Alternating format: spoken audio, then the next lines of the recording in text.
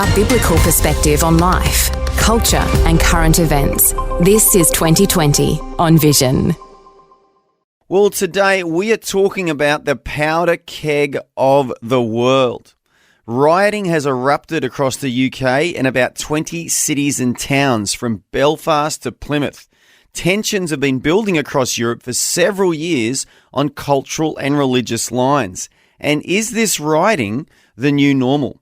We will also look at the regional conflict that seems certain to break out in the Middle East. What will it look like and who will be involved?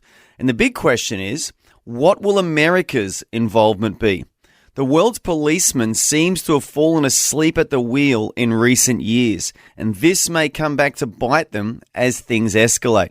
And to discuss this and much, much more, we'll be joined by Dr. Kameel Majdali, one of our favourite commentators. He's an author, Bible teacher and a futurist, and he leads Teach All Nations. And he joins us from the UK right now at 1:30 a.m. in the morning. Dr. Kameel, thank you so much for waking up for us, and thank you for joining us. My pleasure, Andrew, and good morning, Australia. That's right. Yes, and Australia greets you back, Dr. Kameel. Well, as I said in the introduction, the rioting across Great Britain in the last few days, especially on the weekend, is almost unprecedented in recent memory, Dr. Kameel. What is your take on this? What are your thoughts about these riots? Well, let our listeners bear in mind that Britain has a new left-of-center government, only a month old, and this is their welcoming ceremony, I think, for these riots. Now, they hardly been in power long enough to do anything different to their Tory opposition, which has the Tories, or the Conservative Party, had been in power since 2010. That's 14 years. And one of the frustrations in Britain is that there's actually almost no difference in practical policy and policing between the Tories and Conservatives. The big issue is immigration, unfettered immigration. But this is not strictly a British issue, is it? It's an issue in Australia, it's an issue in the United States, it's an issue in Western Europe, I might add, not so much in Eastern Europe. And it's the same thing that they're saying everywhere. Their communities are being flooded with migrants. They have no say in the matter. And no matter what they tell the government doesn't listen. It just keeps doing what they're doing. But what really got to the British people was the fact that the Conservative Party promised to do something about immigration, and it was just as robust as if it was under Labour. So in a sense, Labour's ascendancy to the Lodge and to a majority at Westminster had little to do with their own popularity with the electorate. It had to do with the people punishing the Tories. This is the party of Margaret Thatcher and the party of Winston Churchill facing its worst defeat in decades, probably ever, is more like it. Then they faced this defeat, and now we have a new government, and this is their welcoming party. Because, frankly, the other issue is policing. It's two tiers of policing. If it's what they call white supremacists, which is not all white supremacists going on here in Britain. If it's white supremacy, then they'll come down like a ton of bricks. But if it's BLM, or if it's pro-Hamas demonstrations, or environmental extremist demonstrations, there seems to be kid gloves. These are the things that I'm hearing from the locals here in the United Kingdom. And as you know, we're facing the same thing in Australia, same thing in America. In fact, it's an election issue in America, and I dare say it will be too. One other thing I might add, Andrew, just a few days ago, Rebel News did a report out of Ireland, a nation of only 5 million people, and we're talking about the Irish Republic, where they were going to dump 200 immigrants, young Middle Eastern men, on a village of 150. No say in the matter, just do it. And basically, the Irish government is telling this village to put up or shut up. Yep. So this is causing a backlash. And also, one other comment, it's summer. School's out. Apparently, rioting is most fertile in the summer when the kids have nothing else to do. Yep. Yep.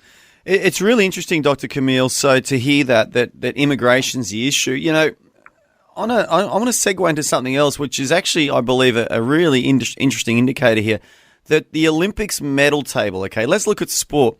The Olympics medal table, the top 10 nations are the United States, China, Australia, France, Great Britain, South Korea, Japan, Italy, Netherlands, and Germany. That's as of now. Now, that Olympics medal table, Dr. Kameel, tells me a lot. Number one, it tells me that Europe is no longer as dominant as it once was, because we have China and South Korea and Japan beating several European nations. But that top 10 list also represents very strong economies, very prosperous nations who can afford to invest in sport. Now, where I'm going with this is China, Japan, and South Korea have had no mass migration. They are prosperous, almost westernized nations now. They are sophisticated, great places to live.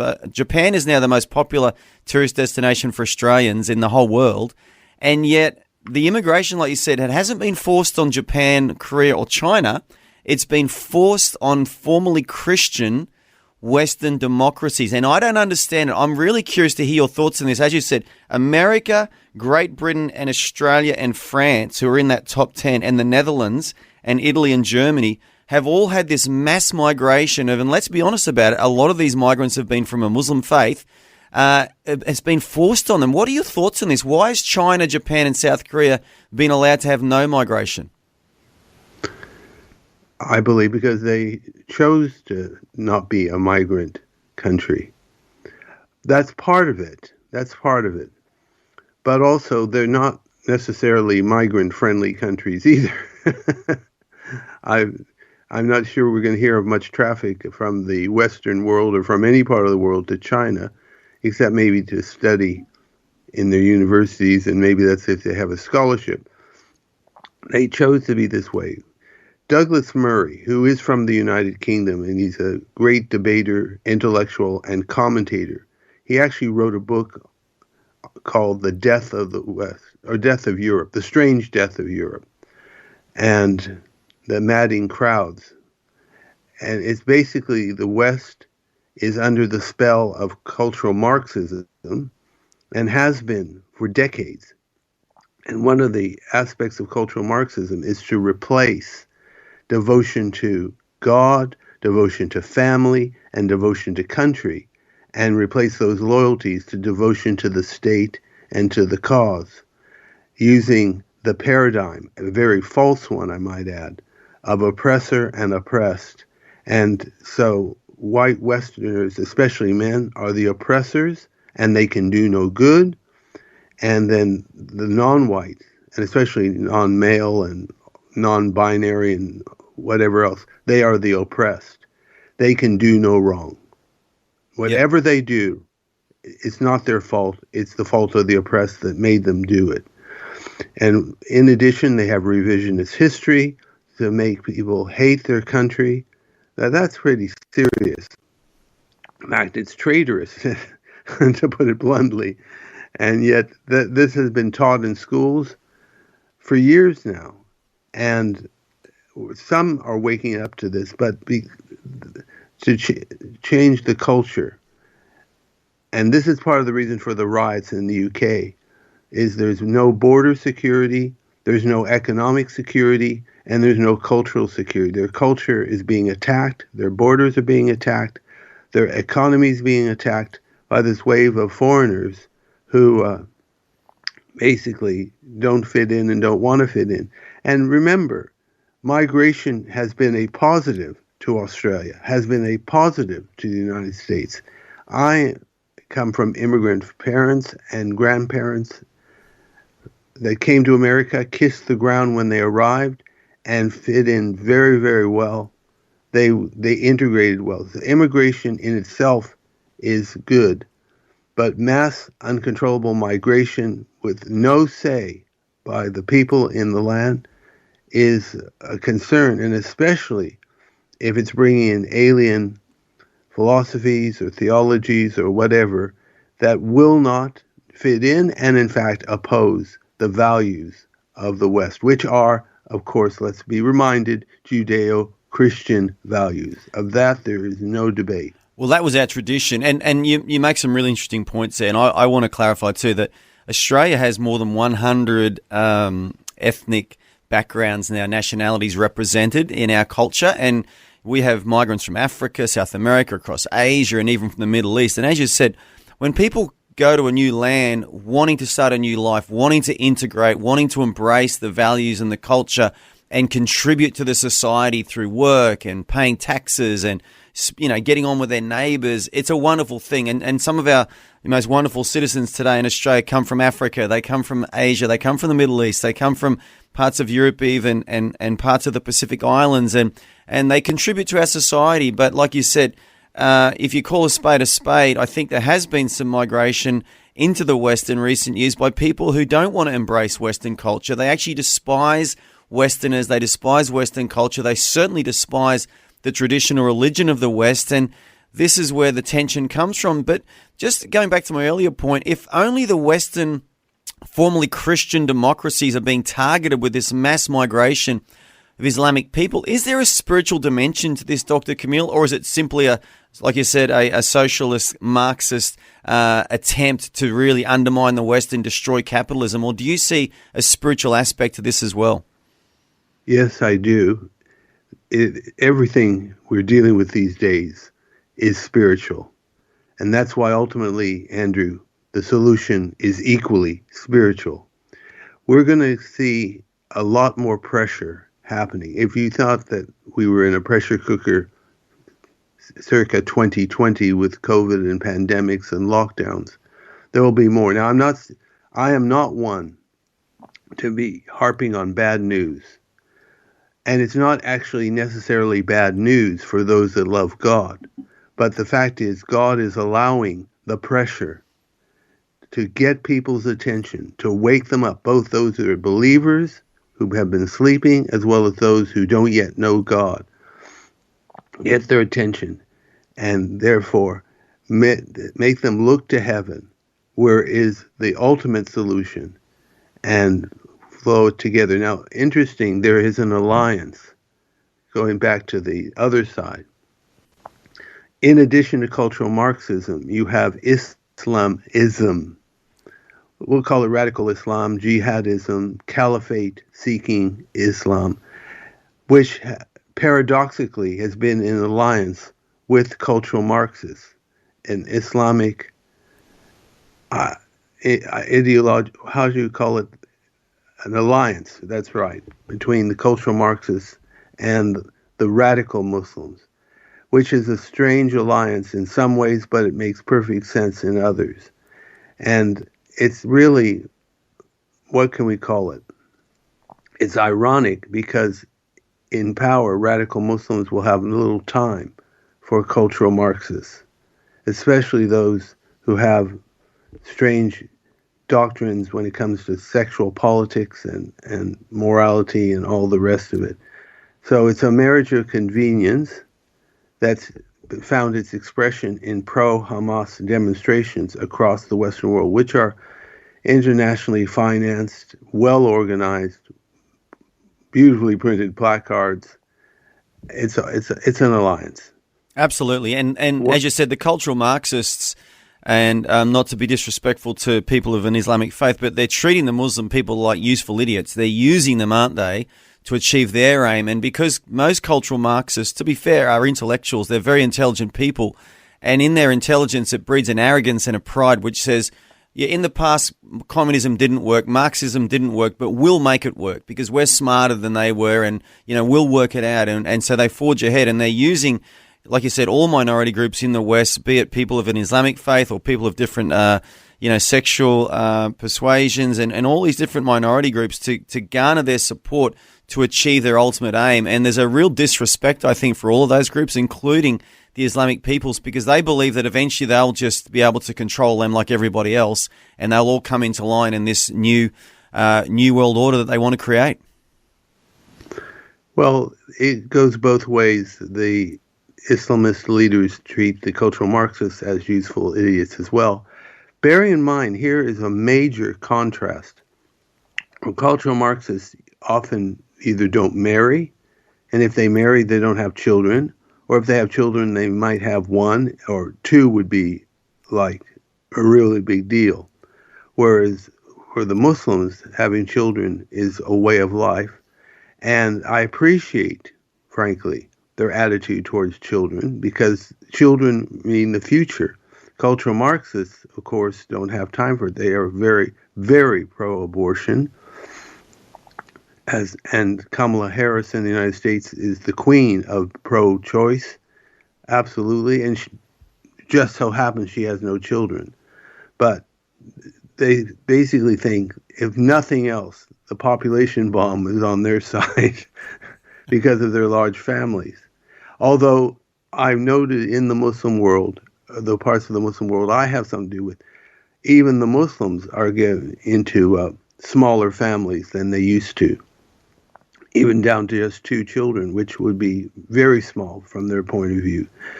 So there is Western influence on them, but the feeling is mutual. They want to use each other to get into power, but they will not have time for one another once in power, as often the case in history. Well, yeah, it reminds me of the Nazis' alliance with the Japanese in World War II. I mean, they were culturally opposed. Hitler was intolerant of anyone who wasn't a white Aryan, and yet he was willing to use the Japanese to further his aims. But, thank God they didn't win World War II. But had the Germans and the Japanese and the Italians won World War II, I'm sure Hitler would have turned on the Japanese eventually as well and made them his slaves, because he didn't see them as equals, but they were useful idiots for him as well, weren't they? Yes, although I think traditionally the understanding is they were allies, but they had very little to do with each other. And you never heard of German troops invading Guadalcanal or fighting in the Pacific or fighting in Singapore or wherever else, and Manchuria and China. German troops didn't get anywhere near the Far East or the Pacific Theater. So, yeah, they were allies, at least on paper, but they pretty much fought their own wars. Yeah, that's the true. Second World War. That's true. There were some German submarines out in the Pacific, I think, that used to rearm and re-equip and refit in Japanese bases. But like you said, it was rare. And had they combined more, they might have been able to achieve their aims more. But I just want to let our listeners know that the talk lines will open very shortly on 1-800-316-316. That's 1-800-316-316. We are going to take a short break. After that, Dr. Kameel, I do want to talk about what triggered the riots, what we know about the perpetrator of these murders, because there was an event in London that triggered these riots, and it was the murder of 3 beautiful little girls in a daycare centre learning how to dance to Taylor Swift music. It was an awful, awful event. And as well as those 3 murders, many other children and workers in the daycare centre were injured. We're going to take a short break. After that, we will take your calls, but this is a fascinating conversation. We are so honoured to have Dr. Kameel Majdali with us live here on 2020 Today. Welcome back to 2020, and it's with Andrew McLennan today, but more importantly, it's with Dr. Kameel Majdali. We're talking about the riots that erupted in the UK and really trying to dig deep here and understand what caused the frustration. And Dr. Kameel, it was triggered by an event last week, as I said before the break, and that is that a daycare centre that was doing a dance class for little toddlers, someone stormed in and stabbed a number of people. 3 of these little girls died.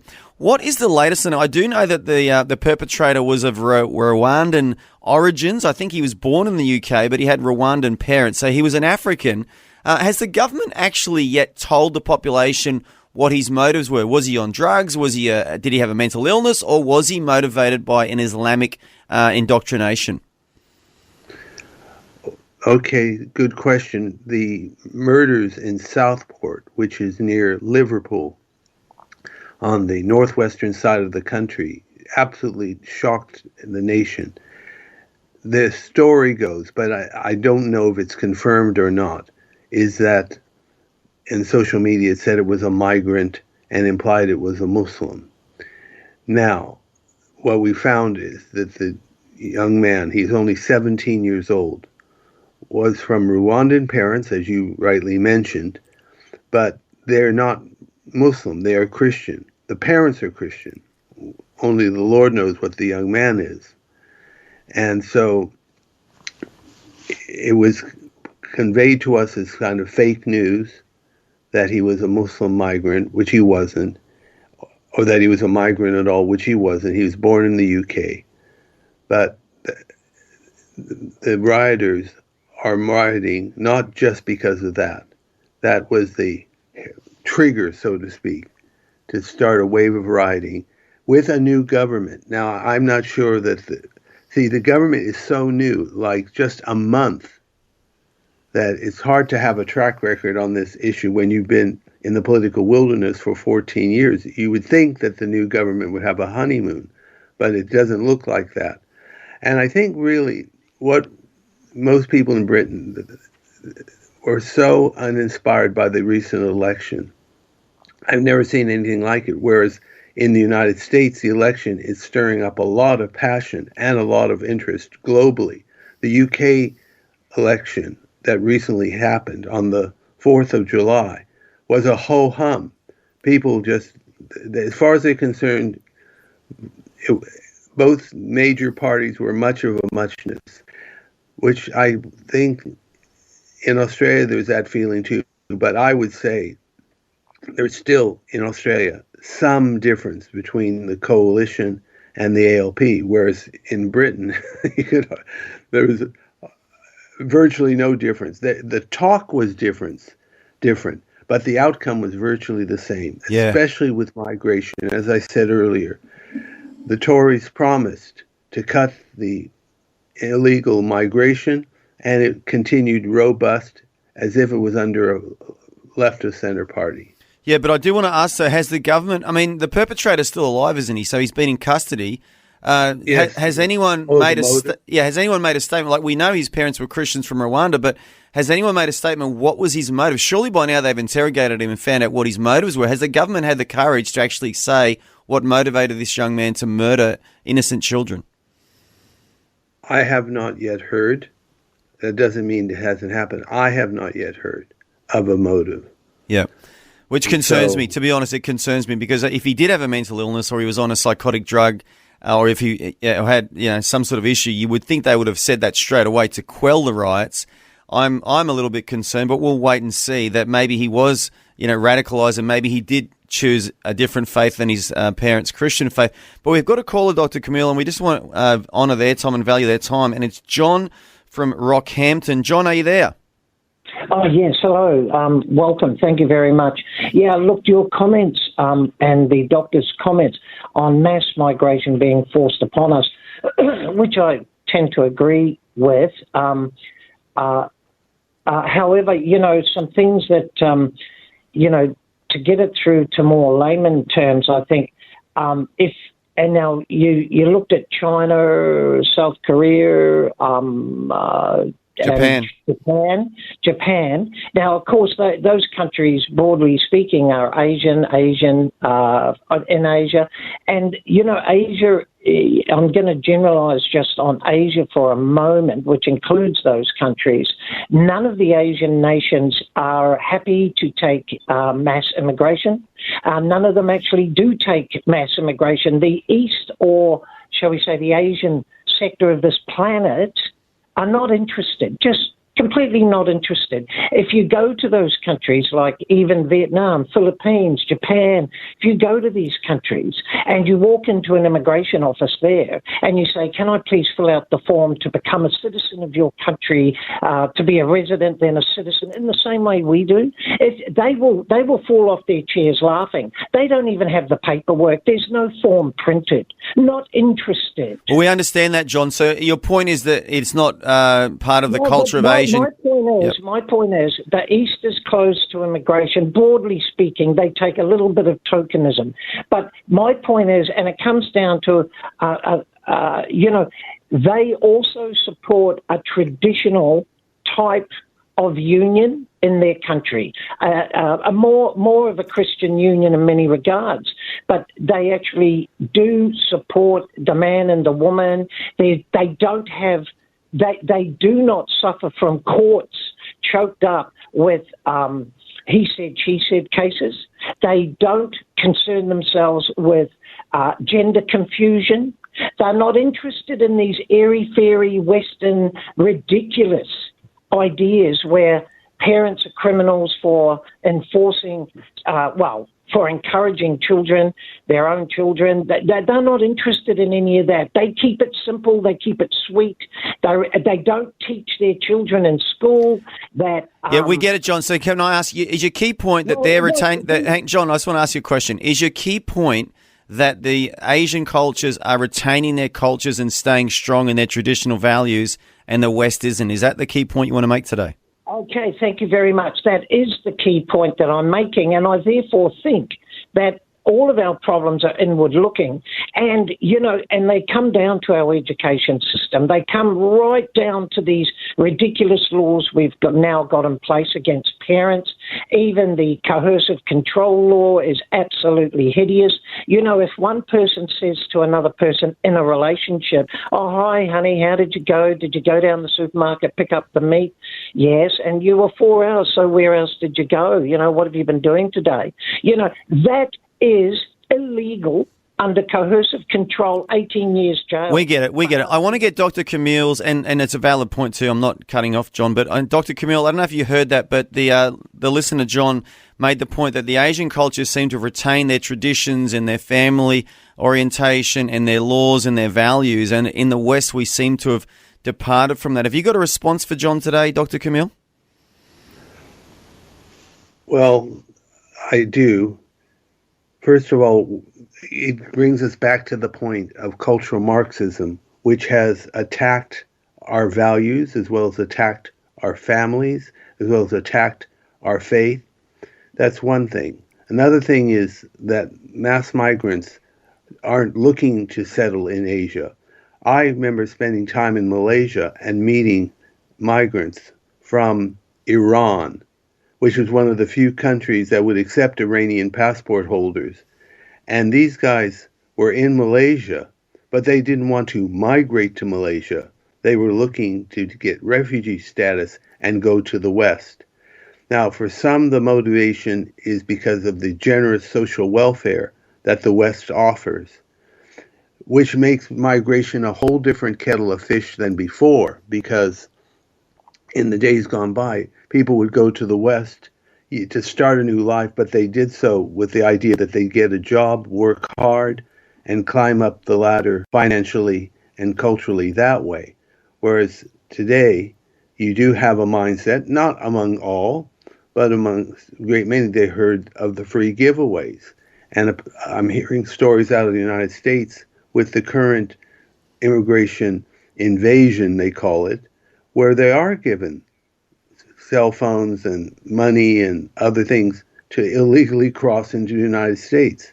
So that motivation is a concern. And all this dilutes the homogeneity, not just ethnically, but culturally and spiritually. Yeah. So it is a great concern. Yeah, and it's another indicator of the decline of the West. John, I want to thank you so much for calling in. So you made some really valid points. We've got another caller, so I want to go to them. But thank you for joining us on 2020 today.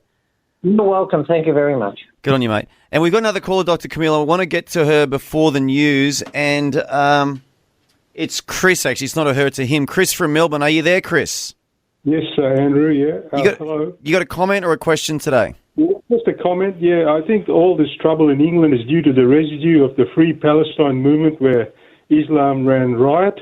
And even now the government has said it won't protect Christian churches or Jewish synagogues, but it'll protect mosques.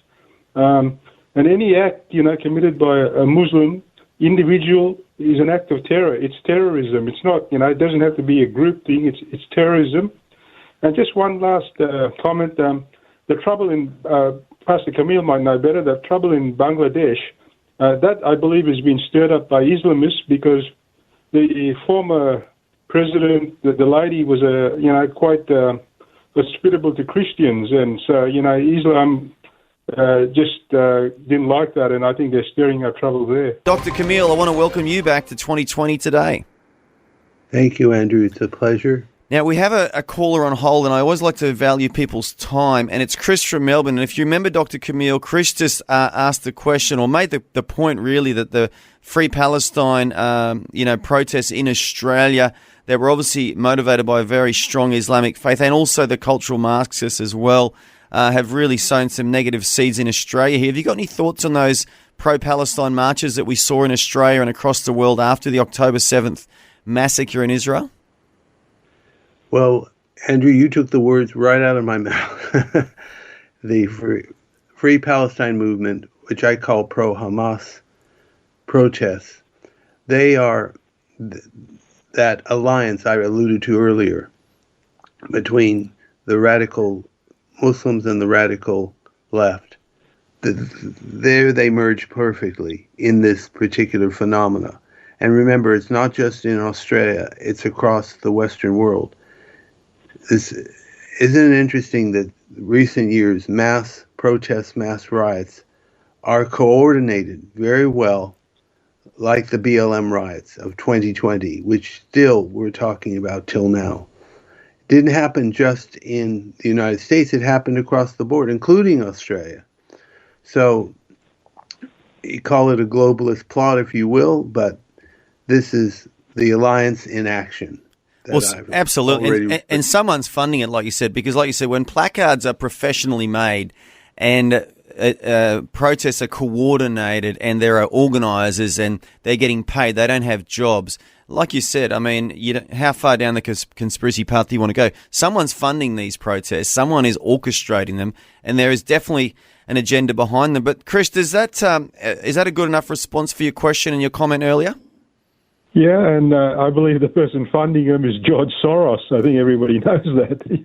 Yeah, well, I can't say that for a fact, but a lot of people do believe that. But definitely someone with a lot of money and with a serious agenda is financing them. But Chris, I want to thank you so much for calling us from Melbourne. And just to remind you, in October, we'll give it a plug later, Dr. Kameel will be in Victoria in October this year on his speaking tour. So hopefully, Chris, you can get along to that. But you have a wonderful day, Chris, and thanks for joining us on 2020 today. Thank you, Andrew. Bye, Dr. Kameel. Bye. Thank you. Bye, Chris. God bless. Now, Dr. Kameel, we've really hit this mass migration into Europe and Australia and America pretty hard, and also the riots. I want us to move on now, and if we can, quickly talk about the US election, and we could talk about this for hours as well. It's fascinating. But just before we get there, Dr. Kameel, we've got one more caller, and again, we'll try and value their time and just ask them for their comment or their question now.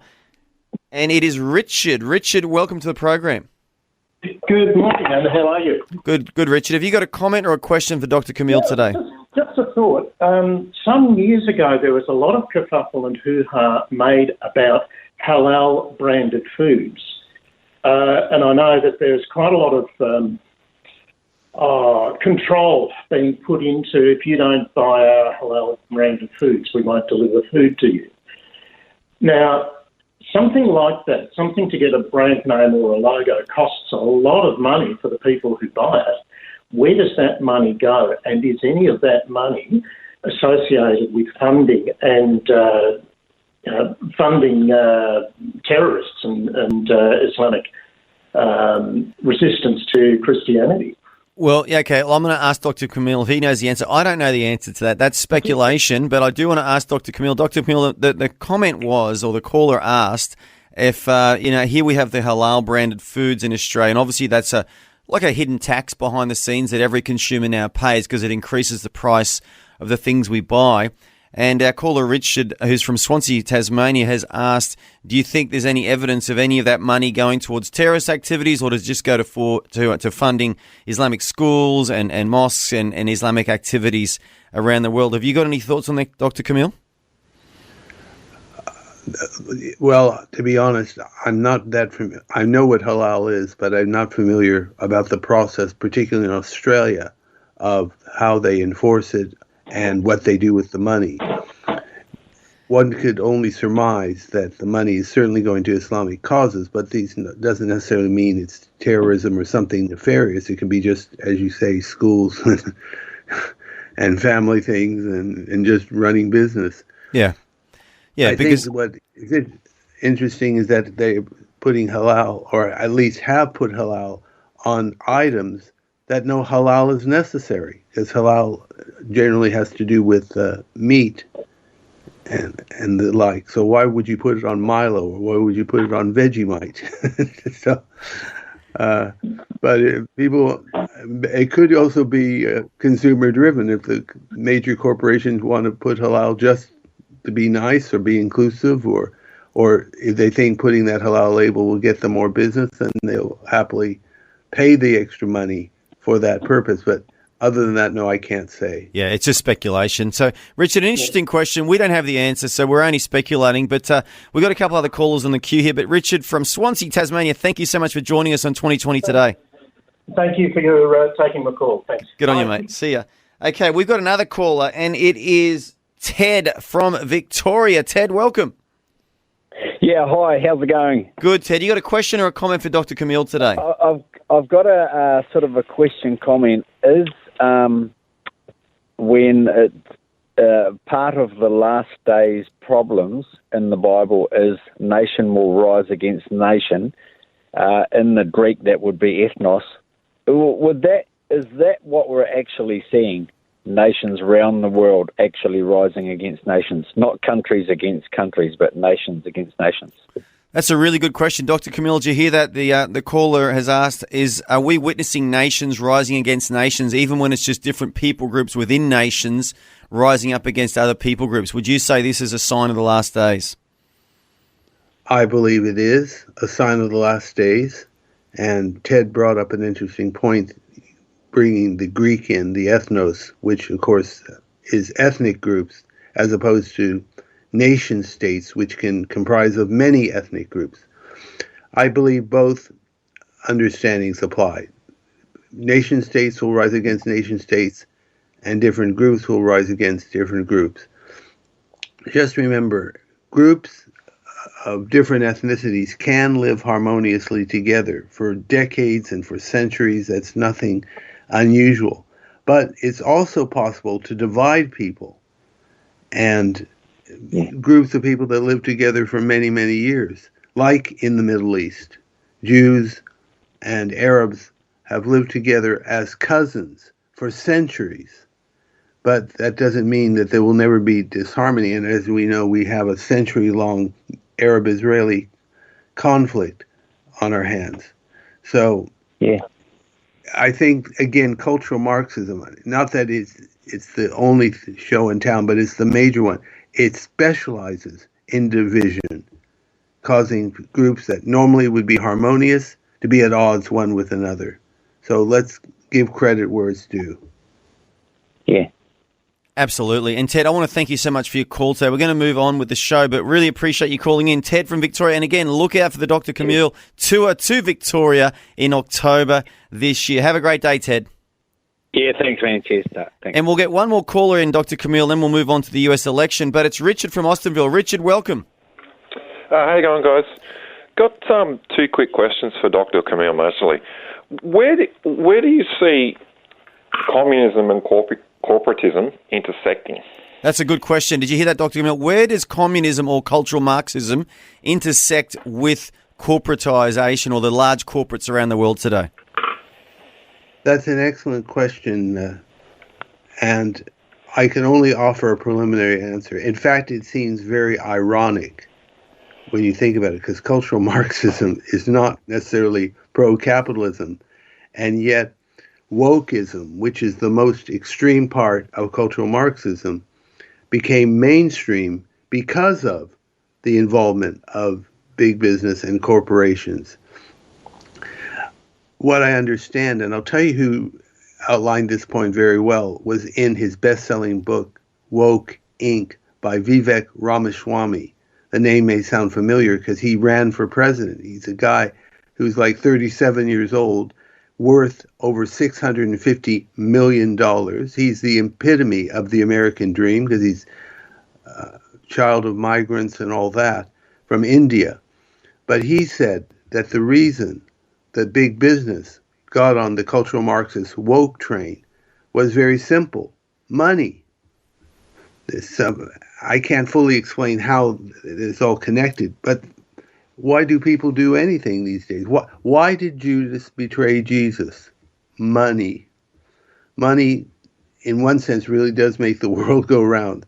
So there is an intersection with wokeism, which is cultural Marxism in its extreme, and corporatism, big business. And I think also power, money and power, the very, very intoxicating combination. And remember, one of the aspects of COVID that was so tragic was the closing of many, many small businesses around the world. Who got the rest of the business? Well, the bigger corporations did. Amazon did a killing during lockdown. I'm not blaming them. I'm not saying anything against them, but they did a killing while smaller businesses suffered. So power and money, I believe, is the motivation for corporatism or big business to go on the left-wing train. Yeah, and you'd have to add the corporates to the useful idiots list too, wouldn't you, for the cultural Marxists, because they've used the large corporates to sprout their ideas, and it's failed dismally, and it's been great to see the failure. I think the Budweiser light commercial in the US, either last year or early this year, was a great example of that, where they tried to use that transgender person to sell Budweiser light, and their traditional market were just dudes who like watching football and hunt and just be dudes, and it just failed dismally. But Richard, have you got another question for Dr. Kameel? Yes. This week, our Prime Minister in Australia and our top intelligence chief has come out and said that the threat to terrorism in Australia is no longer Islamic terrorism. It's now white supremacy, or white national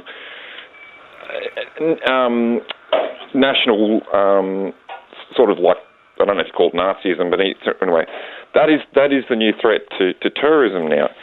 Now, my question out of that is, do you see that being like the left trying to encroach and say, Christian conservatism, or, conservatism from the right is an attack on that, and, they're not paying adequate attention to, Muslim extremism? Okay, that's a good question too, Richard. I understand. So, Dr. Kameel, it was either yesterday or the day before, our Prime Minister made a big announcement after the UK riots to basically say that our terrorism threat level has gone from possible to probable.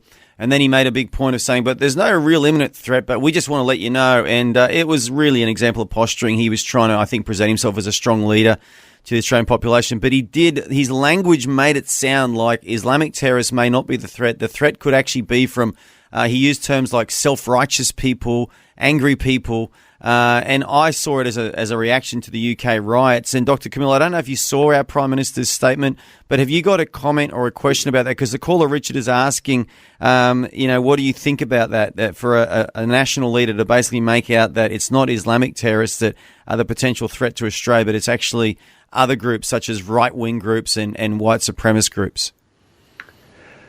I am aware of what Anthony Albanese has said and done. I keep abreast of what's happening in Australia, very much so. There is something to bear in mind, which not everyone can appreciate. I first of all, in Britain, with these riots, people are pushing back against the current Prime Minister, Sir Keir Starmer, and they quit saying everybody is a white nationalist that's rioting. And this demonization of white nationalism is part of the cultural Marxist, white men are bad and non-white and non-men are good and all this kind of thing. But there's another point of trying to hose down that it might be Islamic. And that is, there is Islamophobia apparently is a very real thing, where Muslim people are being picked on in public because they are Muslim. They're visibly Muslim, usually by how they dress, and to some lesser extent by their physical appearance. I am from Middle East background, and I never felt more uncomfortable than after 9/11. Not in Australia, but when I would visit the United States, right after 9/11. I'm talking about within the first year, where I was frisked in my own hometown airport, Portland, Oregon. I've never been frisked in my life. Why? Because I'm Middle Eastern background. And so sometimes when politicians like Albanese, and I'm not just speaking for him, I'm speaking across the board, their comments, don't look to the Muslims for this, is a two-edged sword. Some of it is, yes, for votes, but some of it actually has a noble cause, because if you allow the public to think that all Muslims are troublemakers and terrorists, even those that aren't Muslim but might look like a Muslim, like Sikhs, will be attacked. And they don't want there to be vigilante. Yeah, that's a good comment. Richard, I want to thank you for your call. We do need to move on, but they're two really good questions. And I think we need to add to this, Dr. Kameel, because we talked about a spiritual dimension earlier to what's going on in the world right now. And I think there's a spiritual dimension to mass immigration as well. As Christian leaders, I think we need to say this, and I've always said this, that the reality is if all of the Muslims who've migrated into the West had stayed in their Muslim countries for the next 100 years, they would have been very difficult to reach with the gospel. But you know what? Thank God many are now in the West, in America and Australia and in Europe and in Great Britain. And it's an opportunity for the church to preach Jesus, to show the love of God, to show the power of God, and actually see the gospel take effect in the Muslim community. And I think that has to be our response to mass immigration, doesn't it, Dr. Kameel? Not to be angry or suspicious or hateful, but actually to be prayerful in faith and just trust God that he's going to use this mass migration, which does probably have an agenda behind it, as something that he can work all things together for good, like the Bible says. I agree, Andrew. We should see it as an opportunity to reach people with the gospel. Absolutely. But I might quickly add a little cold water on your statement. One of the big problems in Britain, and I dare say it's not limited to Britain, is that we've had Muslims who mass migrate, come in illegally, claim to be Christians, and that they can't go home because they will be persecuted. So then they get the permanent residency, or they get the residency, and you never see them in church again. So what I'm saying is, by all means, evangelism is a key, but also maturity and discernment are in order as well. Yeah, very good call. And Richard, I want to thank you for your call as well. Richard's dropped off the line. But Dr. Kameel, I really wanted to talk to you about the US election. We do have about 5 minutes to go. So let's talk about it. Give us your thoughts on the current state of US politics, because it is, if Donald Trump hadn't been almost killed a few weeks ago, I'd call it a circus. But it's more sinister than the circus, because people are trying to kill people. There's so much tension and hatred there. But what are your thoughts on it?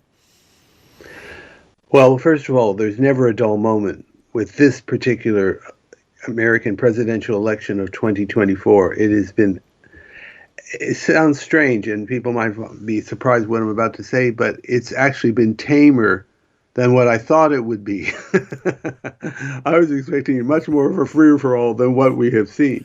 But you are talking about people like Joe Biden, who is not at peak energy levels to begin with.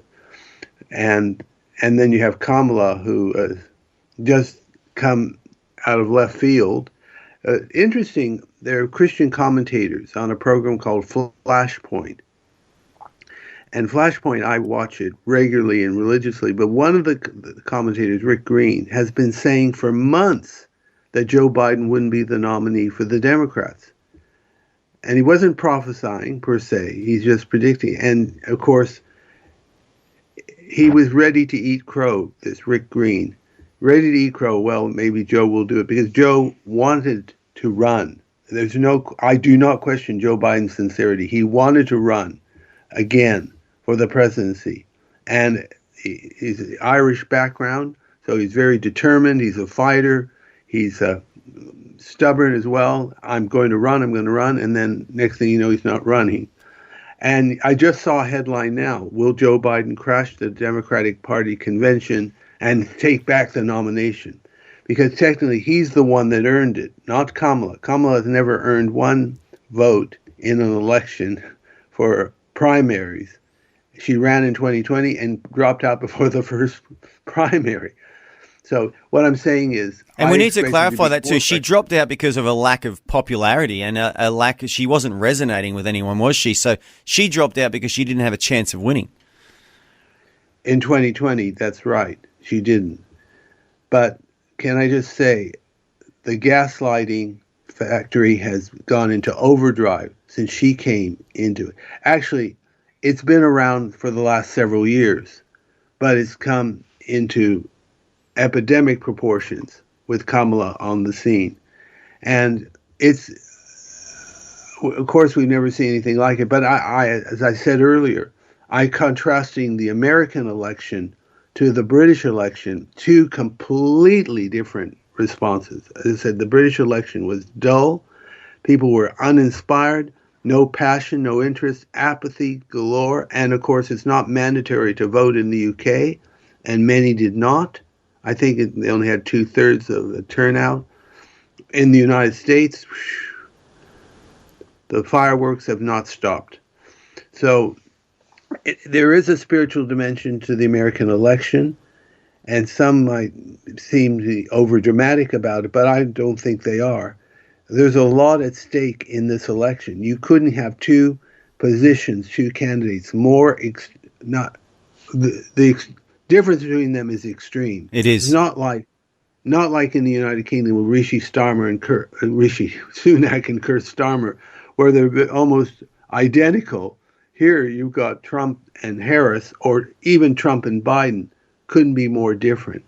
And again, the Democratic Party in the United States is not the Democratic Party I remember, not the party of John F. Kennedy and Lyndon Johnson and Jimmy Carter. It's a different creature altogether, and they have taken a hard left position, and that includes people who've been in Congress for years. I mean, decades, not years, decades. They've taken that hard left position, whether of conviction or convenience. That's another story. Yeah, absolutely. Dr. Kameel, I could talk to you about this for hours. I'm fascinated by US history and politics. I did a history degree majoring in US history, so I love it. But we have to round up, but I want to give your Victorian tour a plug. So in October, you are coming to Victoria. People can go to your website, which is tan.org.au. But just quickly, tell us what you're doing in Victoria in October. I'm doing a tour similar to what I did with Vision nationally. With Vision, it was called Understanding the Times. In Victoria, I'm reverting to an old title before we partnered with Vision called Your Early Warning Service. YEWS, Y-E-W-S, Your Early Warning Service. And I'm going to have my main Melbourne event on the 7th of October, which is a Monday, in Melbourne East in Doncaster at Pentecost Church. And my main event in Melbourne on the western side is at Church of the Cross in Keilor on the 10th of October, which I believe is a Thursday. But I'm going to Warrnambool, I'm going to Wangaratta, I'm going to Wodonga, I'm going to Paynesville, going to Castlemaine as well. Wow. Now, the details will be on our website. They're not just yet, but they will be within the next week. And I will be returning to 2020, according to Neil, possibly as early as next month, and we'll give a plug there. Excellent. But yeah, we look forward to it. And by the way, the topic is war and peace, elections and prophecy. War and peace, elections and prophecy. That's October in Victoria. So thanks for the plug, Andrew. I'm looking forward to it. I'm going to try and come down because I'd really like to be there myself. But for more information, just stay in touch with Dr. Kameel through his website, tan.org.au. Dr. Kameel Majdali, I want to thank you so much. What an amazing conversation. So I could have spoken to you for hours, but thank you for getting up. It's now 2:30 in the morning, and I just pray you have a really good night's sleep tonight, and looking forward to speaking with you again, as you said, in about a month's time on 2020. Thank you, Andrew, and God bless Australia. Thanks for taking time to listen to this audio on demand from Vision Christian Media. To find out more about us, go to vision.org.au.